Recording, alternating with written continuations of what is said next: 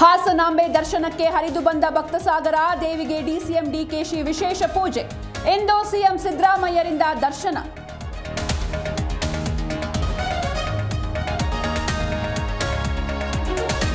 ಕೈ ಕಮಲ ಮಧ್ಯೆ ಆರ್ಎಸ್ಎಸ್ ಸಂಘರ್ಷ, ಬೆದರಿಕೆ ಕರೆ ಬರ್ತಿವೆ ಎಂದ ಪ್ರಿಯಾಂಕ್ ಖರ್ಗೆ. ಕರೆ ಮಾಡಿದವರ ದುಡ್ಡು ವೇಸ್ಟ್ ಎಂದ ಕೇಸರಿ ಬ್ರಿಗೇಡ್.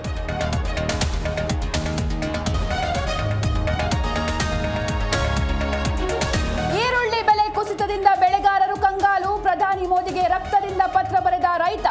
ಕನಿಷ್ಠ ಬೆಂಬಲ ಬೆಲೆ ಘೋಷಣೆಗೆ ಮನವಿ.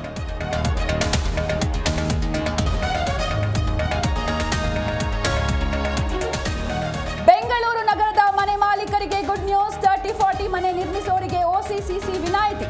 ಸಂಪುಟ ಸಭೆ ನಿರ್ಣಯ, ಅಧಿಕೃತ ಅಧಿಸೂಚನೆ.